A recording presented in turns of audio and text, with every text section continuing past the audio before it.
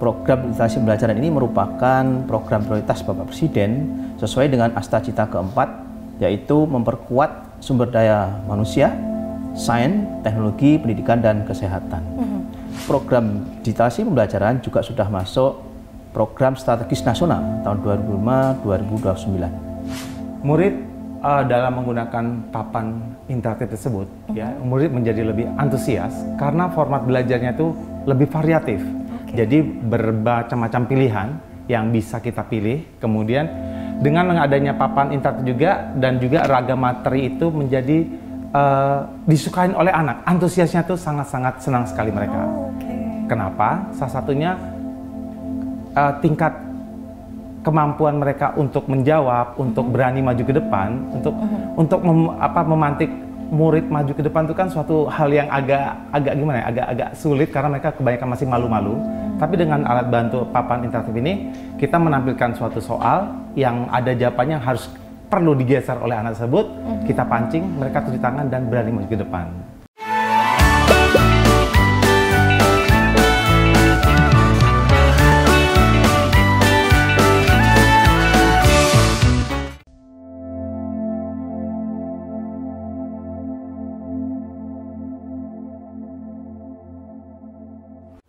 Halo Sobat Belajar, selamat datang di Siniar, siaran inspiratif, inovatif, akuntabel, dan responsif. Pendidikan bermutu untuk semua. Kali ini kita akan membahas topik yang sangat menarik, yaitu digitalisasi pembelajaran. Bersama saya Larasati, kita akan mendengarkan penjelasan langsung dari Kementerian Pendidikan Dasar dan Menengah, pemangku kepentingan pendidikan, hingga klarifikasi isu-isu yang beredar. Nah, Sobat Belajar, hari ini kita akan menyelami kenapa program ini lahir dan apa yang dirasakan oleh para penerima manfaat. Baik, telah hadir bersama kita di sini ada Bapak Gogot Suharwoto, Direktur Jenderal Pendidikan Anak Usia Dini, Pendidikan Dasar dan Pendidikan Menengah, dan juga Bapak Haryanto. Beliau adalah guru di SMP Negeri 86 Jakarta. Selamat datang Pak Gogot, Pak Haryanto, apa kabar? Baik, alhamdulillah, makasih Mbak Laras. Alhamdulillah, baik. Kita akan berbincang mengenai digitalisasi nih Pak. Ya, baik. Kita akan ke Bapak Gogot terlebih dahulu. Pak Gogot, sebenarnya apa yang melatar belakangi program digitalisasi pembelajaran ini? Ya, jadi Mbak Laras, Pak Ibu semua pemirsa Siniar, Kementerian Pendidikan Dasar dan Menengah, program digitalisasi pembelajaran ini sebetulnya punya beberapa latar belakang. Yang pertama adalah program digitalisasi pembelajaran ini merupakan program prioritas Bapak Presiden sesuai dengan Astacita keempat, yaitu memperkuat sumber daya manusia, sains, teknologi, pendidikan, dan kesehatan. Di samping itu, program digitalisasi pembelajaran juga sudah masuk program strategis nasional tahun 2005-2029. Sedangkan dasar hukum dari pelaksanaan program digitalisasi pembelajaran ini adalah Instruksi Presiden nomor 7 tahun 2025. Isinya ada 3 di situ. Yang pertama tentang program revitalisasi satuan pendidikan, kemudian tentang pembangunan dan pengelolaan sekolah menengah unggul Garuda, dan digitalisasi pembelajaran. Intinya bahwa Bapak Presiden mempertegas program prioritas ini sangat penting. Dalam pidato beliau di Hari Guru Nasional tahun 2024 dan juga dipertegas dalam Hari Pendidikan Nasional 2 Mei 2025 disampaikan di SDN Cimahpar 5 Bogor, Jawa Barat beberapa bulan yang lalu, bahwa Presiden menyatakan akan menyediakan layar televisi pintar yang canggih yang diberikan ke semua sekolah di Indonesia supaya tidak ada kesenjangan mutu pendidikan di semua sekolah di Indonesia. Baik Pak Go, sebenarnya apa urgensi dari program digitalisasi pembelajaran? Ya, ada 3 latar belakang yang penting saya perlu jelaskan di sini. Yang pertama adalah selama masa COVID-19 dan sebelum COVID-19 pun angka literasi murid-murid kita di Indonesia masih sangat rendah, ya, sehingga perlu dilakukan percepatan. Selama COVID juga ada namanya learning loss. Jadi kita sedang melakukan akselerasi menutup learning loss dan juga mempercepat kita supaya bisa mengejar ketertinggalan dari negara-negara lain. Dan ini 2 hal yang menjadi latar belakang, yang menjadi urgensi bahwa kita harus melakukan digitalisasi pembelajaran sehingga learning loss dan ketertinggalan mutu literasi dan numerasi Indonesia bisa mengejar dan juga bisa menutup learning loss yang sudah terjadi selama COVID. Jadi yang penting juga bahwa dengan digitalisasi ini kita ingin memberikan ruang keterlibatan siswa yang lebih banyak. Ya, karena nanti siswa dan guru lebih bisa berinteraktif dengan siswa ya, difasilitasi oleh interaktif flat panel yang sudah disediakan, yaitu smartboard itu. Yang kedua juga memberikan skill abad 21 sehingga anak-anak kita tidak tertinggal dari keberadaan teknologi-teknologi yang terkini. Yeah. Jadi peserta didik juga akan terbiasa ya dengan presentasi-presentasi yang interaktif dan juga bisa mendapatkan sumber-sumber pembelajaran yang terkini ya dengan smartboard itu. Jadi itu juga menjadi hal yang mendorong kita sehingga digitalisasi ini harus segera kita laksanakan. Anak-anak kita tidak tertinggal dari perkembangan teknologi yang ada di seluruh dunia. Baik. Nah, kalau komitmen dari Kemendikdasmen sendiri dalam peningkatan sarana dan prasarana di sekolah itu seperti apa, Pak? Ya, ini perlu kami jelaskan juga ke Bapak Ibu semua, ya, teman-teman yang mengikuti sinar ini, bahwa program digitalisasi pembelajaran ini merupakan pendekatan yang terintegrasi. Ya. Artinya apa? Artinya kita tidak hanya memberikan peralatan, ya, peralatan TIK yang berupa smartboard, tapi kita juga memberikan konten-konten yang disebut media pembelajaran interaktif. Nah, perangkat TIK, konten pembelajaran interaktif ini juga harus dibarengi dengan bimbingan teknis bagaimana memberikan pembelajaran yang inovatif kepada peserta didik ya, dan guru terutamanya. Jadi guru juga akan dilakukan BIMTEK ya, bimbingan teknis bagaimana memanfaatkan infrastruktur dan konten sehingga pembelajarannya lebih interaktif ya, lebih menarik dan juga mempercepat ya anak-anak untuk memahami konten-konten atau konsep-konsep yang perlu diajarkan oleh guru. Jadi ini satu paket ya secara keseluruhan, tidak bisa dipotong-potong hanya perangkat saja, hanya konten saja atau BIMTEK saja. Jadi ini satu keseluruhan yang terintegrasi. Baik. Nah, Pak, sebenarnya tujuan dan manfaatnya ini kalau untuk sekolah, lalu juga guru, untuk siswa, apa ini, Pak? Ya, maksudnya smartboard atau digitalisasi pembelajaran yang kita harapkan di sini yang pertama, ini merupakan salah satu pilar dari mewujudkan pendidikan bermutu untuk semua, yaitu pilar yang kedua, yaitu pilar adaptif. Jadi Pak Menteri berkali-kali menyampaikan bahwa pendidikan bermutu untuk semua itu memiliki 3 pilar ya. Pilar pertama adalah inklusif, artinya semua peserta didik di seluruh Indonesia harus diberikan layanan bermutu yang sama. Yang kedua adaptif, artinya apa? Mengadopsi teknologi, skill ya, dan kemampuan-kemampuan yang dibutuhkan oleh anak-anak kita untuk menjawab tantangan zaman. Di adaptif inilah ya, digitalisasi pembelajaran yang mengadopsi teknologi terkini dengan konten-konten interaktif dan metode pembelajaran yang inovatif yang menjadi keharusan ya bagi semua guru, sehingga kalau perangkatnya sudah interaktif, kontennya juga sudah interaktif, tentunya pembelajarannya tidak bisa konvensional. Jadi pembelajaran pun juga harus di-upgrade menjadi pembelajaran yang inovatif. Ya, pilar yang ketiga Pak Menteri sampaikan adalah partisipatif. Nah, kita ingin melibatkan juga Bapak Ibu guru nanti bisa memberikan konten-konten pembelajaran mereka yang aktif, yang interaktif ya, melalui rumah pendidikan yang ada di Kementerian Pendidikan Dasar dan Menengah. Nah, Pak Gogot, kenapa yang dipilih itu papan interaktif? Apa keunggulan dari papan interaktif ini? Ya, jadi Pak Ibu, teman-teman semua, papan interaktif ini dipilih setelah kita melakukan berbagai macam diskusi. Yang pertama, dengan interaktif, pembelajaran yang interaktif, jadi kan ini flat panel ini menjadi bagian yang terpisah dari konten dan pembelajarannya. Jadi papan interaktif, konten interaktif, pembelajaran yang inovatif ini diharapkan akan memberikan pembelajaran ya yang lebih mendalam kepada anak-anak, sehingga konsep-konsep yang diajarkan lebih mudah dipelajari ya, lebih mudah dipahami dengan bantuan teknologi. Ya, maksudnya apa? Ya, contoh, kalau kita ingin menjelaskan suatu bangun ruang ya, dengan menggunakan aplikasi interaktif, peserta didik bisa melihat secara visual ya, melalui media pembelajaran interaktif ini juga mereka secara interaktif bisa melakukan melakukan interaksi ya langsung dengan papan yang interaktif. Itu yang pertama. Yang kedua, papan smartboard ini juga mampu ya memberikan fasilitas supaya anak-anak dan guru bisa menyesuaikan kebutuhan apa yang mereka perlukan.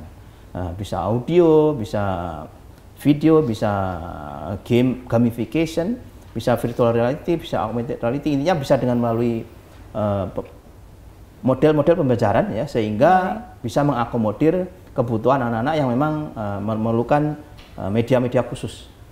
Yang tidak kalah pentingnya, IFP ini juga mampu mempermudah ya guru dan siswa berinteraksi karena ada media yang bisa memfasilitasi interaksi itu. Jadi interaksi guru dan siswa bisa dibantu dengan adanya IFP itu. Ya, contoh bisa menggunakan kayak buku yang teks yang biasanya statis. Nah, ini kita bisa membuat dinamis dan interaktif ya dengan diisi oleh integrasi antara buku, video, audio dan gamification. Itu bisa digabungkan di sana. Jadi kelebihan IFP ini diharapkan juga selain memperkenalkan konsep-konsep yang lebih mudah, juga mempercepat proses-proses yang biasanya tidak bisa kita lihat secara langsung karena waktunya yang lama. IFP ini juga mampu memastikan anak-anak bisa melihat atau memahami konsep-konsep itu dari sisi yang lain, ya, utamanya dengan memanfaatkan teknologi yang ada. Baik, untuk tahun 2025 ini Pak, ada berapa target sekolah sasaran untuk penyaluran papan interaktif? Targetnya sebetulnya semua sekolah diberikan, ya, kecuali sekolah-sekolah ya, kecuali sekolah-sekolah yang memang tidak bersedia atau memang tidak siap. Ya, kategori sekolah yang siap itu ada dua. Yang pertama adalah memiliki sarana prasarana yang memadai untuk menyimpan ya, dan juga ada guru ya, atau kepala sekolah atau pihak-pihak di sekolah yang bersedia untuk memanfaatkan ya, dan menjaga keamanan perangkat itu. Dan juga ada sekolah-sekolah yang memang sudah memiliki sehingga mereka tidak bersedia menerima, dalam arti mereka sudah punya peralatan yang lain, sehingga intinya adalah kita ingin memastikan pemberian yang 288.865 sekolah ini memastikan mereka akan memiliki kualitas pembelajaran yang sama. Baik, Sobat Belajar, sekarang kita akan dengar langsung cerita dari Sobat Belajar, yaitu Pak Haryanto, selaku guru mata pelajaran informatika dari SMP Negeri 86 Jakarta yang telah menerapkan digitalisasi pembelajaran menggunakan papan interaktif ya Pak ya, sudah menggunakan nih papan interaktif di sekolahnya. Nah Pak, setelah menggunakan papan interaktif di sekolah, apa perubahan paling nyata di kelas setelah hadirnya perangkat digital dan penggunaan platform Ruang Murid? Oke, baik, izin menjawab. Murid dalam menggunakan papan interaktif tersebut, ya, murid menjadi lebih antusias karena format belajarnya itu lebih variatif. Jadi bermacam-macam pilihan yang bisa kita pilih. Kemudian dengan adanya papan interaktif juga dan juga ragam materi itu menjadi disukain oleh anak. Antusiasnya tuh sangat-sangat senang sekali mereka. Kenapa? Salah satunya tingkat kemampuan mereka untuk menjawab, untuk berani maju ke depan, untuk memantik murid maju ke depan itu kan suatu hal yang agak gimana ya, agak sulit karena mereka kebanyakan masih malu-malu. Tapi dengan alat bantu papan interaktif ini, kita menampilkan suatu soal yang ada jawabannya yang harus perlu digeser oleh anak tersebut, kita pancing, mereka cuci tangan dan berani maju ke depan. Itu salah satu untuk contoh antusiasnya mereka. Kemudian ada materi interaktif juga yang kita gunakan di Ruang Murid, ya. Kebetulan juga kita menggunakan platform Ruang Murid yang adanya di super platform itu Rumah Pendidikan, ya, di mana Ruang Murid tersebut itu banyak sekali materi-materi dari berbagai jenjang pendidikan dari SD sampai dengan SMA atau SMK, dan kemudian juga di situ berisi tentang video. Ya, materi tentang video, kemudian ada lab maya. Lab maya itu diartikan di situ kita bisa memasuki suatu lab, ya. Misalnya kita mengambil contoh jantung, nanti jantung itu kita akan lihat, akan kita bisa putar-putar, ya. Kemudian kita zoom, bahkan juga di situ muncul pertanyaan-pertanyaan yang harus dijawab oleh mereka. Dan kebetulan juga ini menggunakan assembler, ya, kerjasama Assembler Edu sepertinya. Jadi mereka sangat tertarik, seolah-olah apa yang kita pelajari tersebut akan muncul di hadapan dari mereka itu, mereka murid ya, sama saya. Kemudian juga di situ ada game edukasi, di mana kalau misalnya pembelajaran dengan menggunakan gamifikasi tadi Bapak bilang menyampaikan, memang sangat menarik ya. kita memberikan soal-soal tentang materi tersebut dan mereka menjawab itu melalui game ya. Banyak sekali game-game yang ada di platform Ruang Murid tersebut. Setelah itu juga ada buku teks ya. Di situ ada buku teks tentu saja menceritakan dari soal dongeng. Jadi di Ruang Murid tersebut itu mereka itu menyediakan berbagai buku bahan bacaan digital. Setelah itu materinya memang sudah sesuai dengan kurikulum dan bisa langsung dipadukan dengan pembelajaran yang saat ini tentu saja cocok dengan kondisi sekolah kita. Oke, kemudian kalau saya lihat mereka itu sangat-sangat senang pada saat menggunakan papan interaktif. Jadi kita memilih, kebetulan saya di SMP Pak, Mbak ya. Kemudian pada saat kita memilih mata pelajaran, di situ ada mata pelajaran IPA, kebetulan saya informatika, saya membuka informatika. Kemudian kita akan mengambil suatu gambar yang tidak ada misalnya ada pertanyaan dari murid dan di video tersebut tidak ada, kita langsung membuka YouTube atau dari Google mengambil. Setelah itu kita screenshot dan kita tarik langsung menggunakan papan tersebut, kita tarik, dia akan masuk ke papan tulis. Nah, di papan tulis tersebutlah kita bisa menjelaskan lebih detail. Kita bisa menulis, kemudian menerangkan per itemnya, dan juga anak bisa diminta untuk maju ke depan, yaitu menjawab dan seterusnya. Begitu. Jadi lebih seru sepertinya ya ini anak-anak ya, suasana betul. belajar di dalam kelasnya ya. Betul sekali. Baik, tapi kalau dari segi guru nih, ada tidak Pak tantangan yang dirasakan Bapak dari sisi guru begitu dalam mengintegrasikan teknologi baru seperti ini? Baik. Tantangan pada umumnya adalah adaptasi teknologi baru saat awal mencoba. Begitu melihat ada suatu alat elektronik yang besar, itu guru mungkin berpikiran, ini bagaimana menggunakannya? Susah gitu. nggak nih? Gitu. Susah nggak gitu kan? Jadi takut karena kan elektronik namanya. Tapi alhamdulillah karena cara menggunakan papan interaktif ini sangat mirip sekali dengan handphone. Jadi kita mencontohkan menggunakan handphone secara landscape, kemudian digunakan dengan menggeser, nanti akan keluar menu, kemudian silakan Bapak Ibu untuk menggunakannya sesuai dengan pembelajaran yang akan diajarkan di kelas. Jadi intinya memang untuk mencoba itu memang perlu harus berkali-kali. Ya. Kemudian untuk cepat menguasai, kenapa cepat menguasai? Karena penggunaan dari papan interaktif tersebut dia sangat user friendly. Jadi kalau kita tadi kembali lagi bahwa kita menggunakan handphone seperti penggunaannya, paling yang terlihat agak beda itu karena kita menggunakan papan yang sangat besar. Jadi mungkin untuk ingin mencari huruf A, huruf D itu agak jauh gitu ya. Mana tadi begitu. Jadi tapi intinya mereka itu sangat kita bekali, kita dampingi sekali dua kali dan para guru siap menggunakannya. Oh ternyata tidak seperti yang saya bayangkan, itu susah ya, seperti itu. Baik. Nah Pak, lalu dukungan apa sih Pak yang paling membantu sekolah dalam mengoptimalkan perangkat digital ini? Ya, tentu saja yang kami harapkan adalah pendampingan berkelanjutan, artinya kita menerima suatu papan interaktif tersebut, tentu apabila nanti ada suatu kendala, itu tentu kita menghubungi kepada pihak vendornya itu dengan cepat, kemudian ditindaklanjuti, diperbaiki misalnya kalau ada kendala-kendala seperti itu. Kemudian juga pelatihan guru dalam menggunakan itu bisa dilakukan melalui webinar-webinar yang diadakan oleh kementerian. Kemudian juga kalau di tiap sekolah sudah ada yang sudah bisa menguasai penggunaan papan interaktif, itu bisa dilakukan melalui komunitas belajar. Karena setiap sekolah itu biasanya memulai komunitas belajar. Kebetulan misalnya contoh di sekolah kami, itu dilakukan komunitas belajar setiap hari Jumat setelah sholat Jumat. Nah itu kita saling berbagi, saling mengisi, jadi kita gantian. Nah kebetulan untuk sekolah kami, kemarin kami adakan itu setiap Jumat untuk sosialisasi penggunaan papan interaktif. Oh, baik. Nah, Pak, kalau dalam menggunakan ruang murid, apakah murid dan guru ini hanya terbatas pada papan interaktif saja atau seperti apa? Ya, untuk penggunaan ruang murid memang bisa digunakan di smartphone atau gawai apa saja, artinya tidak terbatas pada papan interaktif. Murid bisa menggunakan handphone mereka, karena memang ini dasarnya basisnya adalah basis web, jadi tidak sistem operasi apapun murid dapat membukanya. menggunakan laptop apalagi, dan juga menggunakan tablet. Dan satu lagi itu ruang murid itu ternyata bisa juga diakses oleh orang tua. Kenapa? Karena orang tua juga kita diminta sini orang tua untuk mendampingi anak untuk murid belajar. Dan penggunaan dari ruang murid ini kan diharapkan misalnya dia akan belajar di rumah menggunakan platform ruang murid yang mana itu dilakukan kapan saja dan belajarnya di mana saja.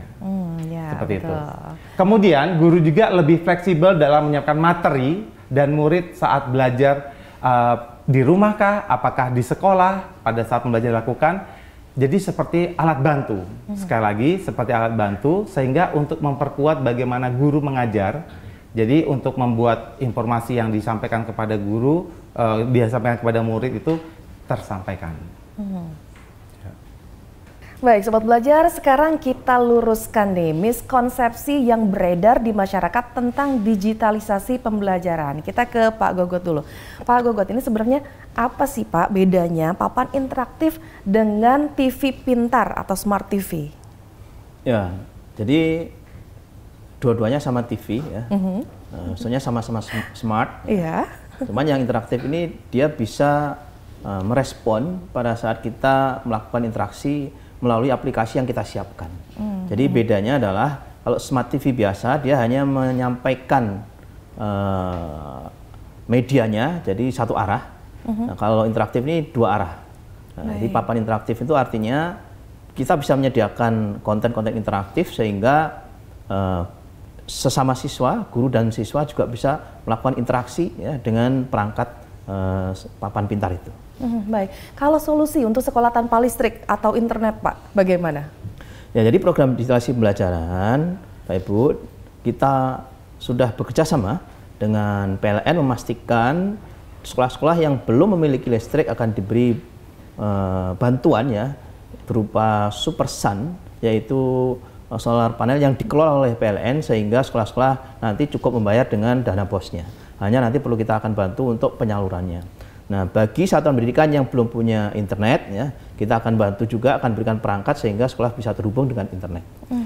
Meskipun sudah ada internet, tetap kita akan memastikan ya konten-konten itu bisa diakses tanpa koneksi internet.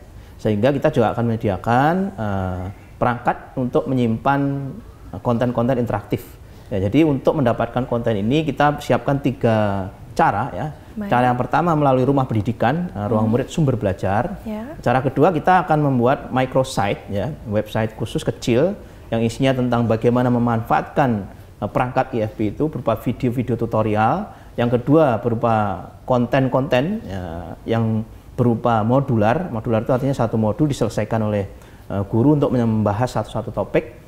Kemudian atau berupa learning object yang sifatnya adalah simulasi game atau beberapa potongan media pembelajaran interaktif yang bisa dimanfaatkan tidak tergantung oleh kurikulum. Nah, yang ketiga juga kita akan berikan konten itu berupa cara memanfaatkan teknologi itu secara inovatif. Nah, yang ketiga konten-konten semua ini juga bisa diakses ya di external hard disk yang kita siapkan untuk sekolah-sekolah yang menerima perangkat papan interaktif ini. Baik, nah ini ada pertanyaan juga nih untuk Pak Haryanto selaku guru Pak. Pak, bagaimana ini untuk memastikan pembelajaran digital itu justru membuat proses belajar itu memang lebih menyenangkan, lebih relevan, bukan hanya sekedar formalitas teknologi saja. Oke, baik, terima kasih. Penggunaan papan interaktif itu sangat membuat anak murid saya itu senang. Kenapa senang? Karena mereka melihat pertama, karena itu merupakan teknologi baru. Anak-anak kalau menemukan teknologi baru pasti dia akan pengen tahu ya, karena mereka terbiasa dengan menggunakan yang namanya touchscreen dan seterusnya. Kemudian pada saat pembelajaran yang saya lakukan, yaitu saya menggunakan di situ tuh ruang murid ya. Kebetulan pembelajaran saya informatika, saya membahas misalnya tentang bullying ya. Kemudian saya menampilkan video yang ada di platform tersebut. Kemudian tambahan apabila misalnya kita tidak menemukan apa yang akan kita terangkan, kemudian ada masukan dari murid atau ada pertanyaan dari murid, kita akan mengambil lagi video misalnya dari YouTube, kita akan putarkan, setelah itu akan mengambil beberapa bagian atau kita screenshot untuk foto yang mau akan kita perjelas, kita masukkan kembali ke papan tulis, kemudian anak akan diminta, ayo siapa yang bisa maju untuk menjelaskan apa yang muncul di papan interaktif ini. Kita akan memberikan, kebetulan juga papan interaktif menggunakan pen ya, ada pennya, meskipun menggunakan tangan mereka udah senang sekali, ada pennya juga. Nah mereka tuh seolah tuh menjadi tutor sebaya, gitu. Jadi mereka menjelaskan, ini loh ternyata itu macam-macam dari akibat bullying itu seperti ini dan seterusnya gitu. Kemudian saya juga melihat pada saat saya mendampingi guru IPA, mereka itu menerangkan tentang bagian dalam tubuh, kemudian tentang membahasnya itu jantung. Sama, saya lihat tuh mungkin karena sudah melihat beberapa pendampingan, dia itu mengambil gambar jantung, kemudian dimasukkan ke papan tulis, dibesarkan, dikecilkan, diputar-putar juga bisa. Nah, kemudian nanti akan diterangkan juga. Jadi mereka tuh bilang, wah, bisa ya seperti ini ya ternyata ya. Jadi ekspresi mereka tuh excited sekali gitu. Kemudian untuk di situ ruang murid itu banyak sekali gamifikasinya. Kemudian anak-anak tersebut maju ke depan, berani untuk maju ke depan. Saya tanya, oke, baik, ini ada pertanyaan, silakan siapa yang bisa mau jawab. Kemudian mereka tunjuk tangan, maju, kemudian menjawab dengan memilih sambil menggerakkan, memposisikan ke kotak jawaban daripada soal tersebut. Dan begitu selesai mereka akan mengcek, akan muncul bintang dan mereka senang sekali gitu. Intinya adalah apa yang dilakukan dengan menggunakan papan interaktif dan ruang murid tersebut itu sangat membantu bagi seorang guru. Sekali lagi itu adalah penguat kembali kepada guru atau kita sebagai desainer pembelajaran. Kita harus membuat pembelajaran yang semenarik mungkin, menyenangkan bagi anak, bagi murid, dan juga tentu saja masuk atau mendalam untuk dipahami oleh murid. Baik, Bapak-Bapak semuanya, ini saatnya sekarang ini narasumber untuk menjawab pertanyaan dari para warganet. Dan nanti akan kita minta Pak Gogot dan juga Pak Haryanto untuk menjawab ya. Baik, kami mengambil beberapa pertanyaan yang sering ditanyakan dari Sobat Belajar melalui media sosial. Untuk pertanyaan yang pertama nih, dari netizen untuk Pak Gogot. Pak Gogot, sebagian pihak ini ada yang khawatir digitalisasi ini, khususnya papan interaktif, hanya sebagai distribusi massal. Bagaimana tanggapannya Pak? Ya, jadi perlu kami sampaikan ke Bapak Ibu semua bahwa kita memiliki sekolah yang sangat besar, ya. Jumlah sekolah kita banyak, kita memiliki wilayah yang sangat luas, ya. Kita memiliki peserta didik yang juga perlu kita layani semua. Jadi prinsip layanan pendidikan bermutu untuk semua yang inklusif itu artinya ya semua harus diberikan layanan yang adil dan merata. Sehingga tidak boleh ada kebijakan yang hanya dikhususkan untuk daerah tertentu, masyarakat tertentu ya, atau kelompok-kelompok tertentu. Nah, maka dari itu kita akan memberikan ke semua satuan pendidikan yang tadi saya sampaikan, selama mereka punya sarana prasarana pendukung yang memadai, sekolahnya aktif ya, artinya ada muridnya, ada gurunya, ada sekolahnya, dan juga bertanggung jawab untuk memanfaatkan, itu akan kita berikan. Jadi ini pun paket, tadi saya ulang lagi, ini tidak hanya memberikan perangkat ya, tapi juga diberikan konten interaktif yang bisa diakses sangat mudah, dan juga diberikan BIMTEK memastikan guru-guru yang berada di satuan pendidikan itu mampu memanfaatkan ya pembelajaran yang interaktif dengan metode-metode yang inovatif, sehingga perangkat yang diberikan bisa dimanfaatkan lebih bermanfaat ya, dan juga memastikan tidak ada kesenjangan. Jadi Pak Presiden menyampaikan ini sekaligus untuk memastikan tidak ada kesenjangan akses informasi ya, dan teknologi di seluruh sekolah yang ada di Indonesia. Baik, Pak Hari ada tambahan? Ya, sekolah seperti kami menerima papan interaktif ini itu sangat-sangat berguna sekali bagi pembelajaran, membuat murid tersebut menjadi menyenangi, bahkan mereka nyeletuk, Pak besok kita kesini lagi ya Pak ya, karena kita mendapatkan satu ya, Pak kita besok kesini lagi ya Pak gitu. Dan kemudian di situ tuh mereka itu bahkan tingkat antusias belajar itu mereka sangat-sangat tinggi sekali. Dan satu lagi, dengan menggunakan papan interaktif kita tidak perlu menggunakan laptop ya, karena tidak perlu lagi kabel-kabel dan seterusnya. Papan interaktif dapat dipergunakan seperti laptop atau komputer. Contohnya saya kemudian pada setiap akhir pembelajaran saya minta masukan ke mereka bagaimana pembelajaran hari ini. Saya menggunakan Padlet misalnya. Nah, saya langsung membuat di Padlet di situ di papan interaktif. Kemudian akan keluar scan barcode-nya, mereka murid-murid men-scan dan mereka memberi masukan pada pembelajaran hari ini. Jadi intinya pembelajaran yang kami bawakan, ya kami sampaikan dalam hal ini menggunakan papan interaktif sangat membantu sekali untuk pelaksanaan pembelajaran. Baik. Nah, Pak Gogo, selanjutnya ada lagi nih Pak, pandangan bahwa digitalisasi ini hanya cocok untuk sekolah maju saja, yang ada di kota besar saja begitu. Bagaimana Pak strategi agar sekolah di daerah 3T juga ini bisa merasakan manfaatnya? Ya, jadi karena justru perbedaan itu ada di Indonesia, kita harus memastikan keberadaan itu kita tutup kesenjangan itu. Nah, salah satu instrumen yang paling tepat ya untuk menutup kesenjangan akses informasi dan ilmu pengetahuan di sekolah-sekolah di Indonesia adalah dengan memanfaatkan teknologi.